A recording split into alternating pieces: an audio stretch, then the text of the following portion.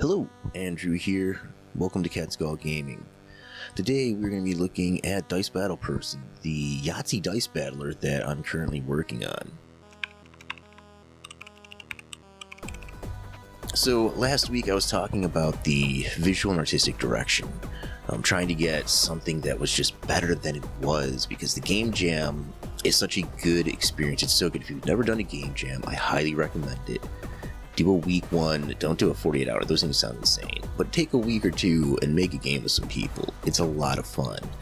The short time span forces you to make decisions quickly. It forces you to make aesthetic decisions that you just absolutely wouldn't if you had time. And that helps you really figure out what is the timeline for scope. And something I still have no clue about. How do you plan out how long each thing is going to take? I don't know. I just kind of do it and hope it works and hope that I get done sometime soon. That's not a good way to really plan things out. And game jams help you kind of figure that out if you've never done it before. So game jams are awesome. On top of everything else that they help you do by actually doing, finishing, polishing, publishing, having other people's feedback come back to you, going through all that practice for your actual release is valuable practice that helps make things smoother in the long run. So the Game Jam is great. The game is a Game Jam game, and I am trying to figure out not a new visual identity, but really focus in on the original visual identity that we had decided on, that punk rock zine feel with a high fantasy kind of retro video game vibe. And so our original design that I had come up with was totally based around the fact that I had no time. It had to be something I could get done quickly to get it in there to ship. And so that's what we got. Now that I have time, I've been thinking more about it. And last week I had kind of shown the boxes with the different people. Well, since then I've made a bunch more progress. One of the main things that I've done, you can see it here, it's completely changed, not completely changed the UI, but definitely have made quite a bit of progress.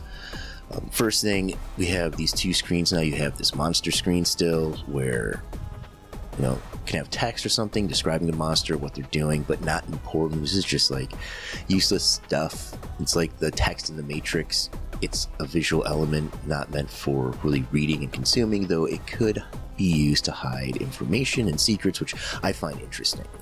Something that's there if you want it, but you don't really need it. We have our location, player's health, monster's health, an area to hold dice, you see what you're holding, a place where you can click on each individual dice. Cough. A place to click on each individual dice, you can do your attacks, a roll, a place that tells you what attack you're doing, and then an attack button. Now, in my mind, I'm visualizing the game working like this now. At least the battle portion working more like this. You're both rolling dice. Each side will also have an attack pattern. So it might be a 1-1, a 2-2, a 5. Or a 5-6, 5-6, 5. Or no, that would be a full house. It would be like a 5-6, 5-6, 1. Right? Something like that. Something that isn't one of the traditional Yahtzee dice numbers, and that could be a special attack. And so you'd be able to, if you get that and play it, you'll do something interesting, like maybe get another dice for the next round or do something like that. The third thing is 3D dice. That's a huge one, and I'm actually going to play this because the 3D dice really just they add quite a bit of interest to the whole thing. So 3D dice, but that's so much more satisfying than the previous animation that was like spinning squares.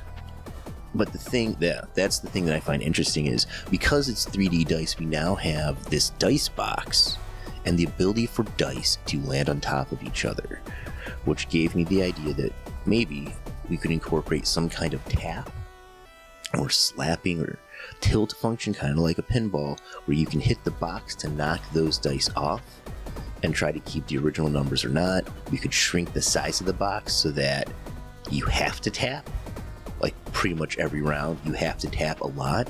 That can change things up. And so it got me thinking about characters. Maybe we could have more than one character you could play through. But let's get back to the visuals. Having our life and our health for both the monster and the player, and then the various filters. So there's a dither shader on this viewport which shows the 3D scene, so we get this nice kind of half tone almost effect, which I think works well with the more 16-bit style lettering, and then adding in some of these other label style type and text. It's not there yet. That's the thing. Like, I think this is really good and this is close, but it still needs a little bit more. I don't quite know where it needs the more. Does it need like more 8-bit elements in here? Like, I think it needs more, like some dice embellishments or skulls or axes or something that characterizes this as character. I think this might be a good template to start with, and then like I said, if there is a warrior or the dice battle person, if they're fists and dice or cups and dice, then let's embellish this with cups and dice. And then if you have a wizard, then maybe fireballs and lightning bolts or something, stars and moons. So I need to work on that. That's gonna be next week's project, is try to like hone in on that kind of personalization to see if we can't push this a little bit more. I'm still trying to get that like anti-authoritarian DIY dirty punk in a basement with a can of spray paint and a black magic marker and a razor blade, just like putting together a zine effect. Which is a lie, because those things weren't put together by people. I was going to say people like that. What the fuck does that even mean? Like, it wasn't put together by some like ignorant slob. It was clear that they had some aesthetic sense. They had some idea of design and what was cool and what wasn't. So it's not like they were like complete morons slapping things together. You know, they had a focus and a purpose to what they were doing, and that comes through because all the ones that look like it have that effect and style. I'm trying to capture that. And so it's not there. It still needs more. And I'm trying to figure out where do I push it. I also have a little curved CRT monitor with some scan lines over top, but it's not over top of the text, because I hate it when people put shaders over type that's supposed to be red. If you give me type that's supposed to be red, please make it legible and don't put it under a shader so that I can't read it. It's very annoying. And so I've set things up that way. But this is still where we're at with Dice Battle Person. We're slowly getting better. Yeah, I'm slowly getting better. You can really tell that. But I'm slowly moving in on that visual identity. I think, once again, getting rid of Strider here and putting an actual drawing or picture or something is also going to help. So, pew, pew, pew, pew. Imagine that with some cackling and like rolling. So that's Dice Battle Person as it stands now. I have a meeting with the guys today, which is I'm super excited for. I'm going to see what we can do, see if we can't figure out some scope for a game, what they want to work on, how far they want to push this project. So hopefully next week I have some exciting news about where we're going with this thing. But as I'm talking about visual elements and these different visual elements, see how smart I am? I use the same words twice in the same sentence to describe themselves. Idiot. So I've been making those in Libre Sprite, which is a free sprite maker. And if you've never done sprite-based artwork or this kind of like pixel-based artwork before, dude, it's awesome. It's tons of fun. So much fun. Way different than pencil or pen, you know. But the limitation of pixel is such a good constraint, for me at least. And so like, just like, hey, I'm gonna draw a box. I'm gonna do life capsule. Different box with corners, and then it has these nice little X, Y, and Z. So, you know, if I wanted to draw, you can put these in, and then you only have to do one part of the box, one part of the drawing, and it will fill in all four. You can zoom it out. I mean, really nice little program, totally free. I definitely suggest checking it out. I'll put a link down in the doobly-doo, as Matt Colville would say. Check it out. It's super cool, super great little program. Libre Sprite. So I've been doing all my sprite work, learning how to do that. So that's how I've got all these boxes. And yeah, that's pretty much where we're at with the game so far. You know, I'm pretty pumped about it. Honestly, like I've said before, I was spinning my wheels trying to figure out what to do next, and kind of didn't know where to go with it, with the narrative and what was happening.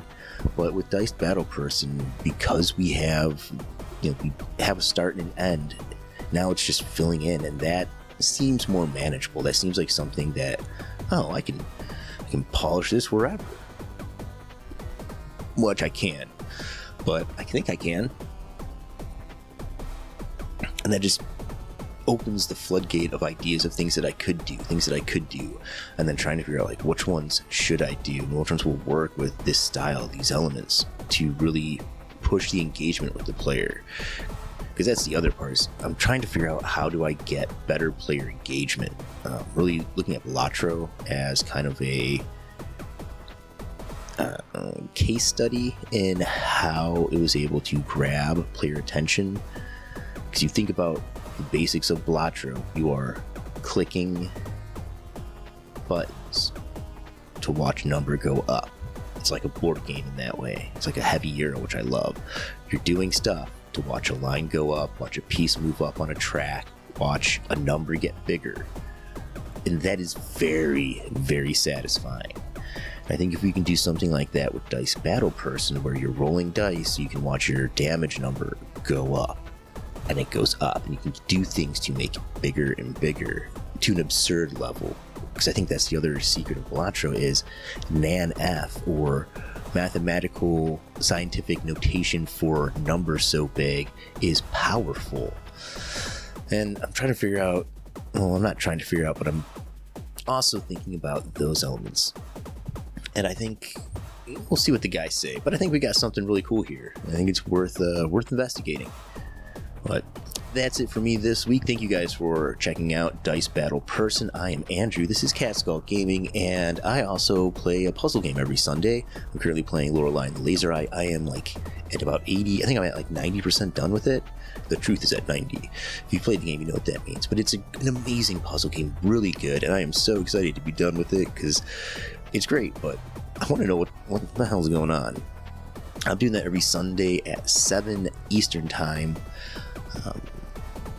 And yeah, like, subscribe, leave a comment down below. Let me know what you think of our little game, and talk to you next time.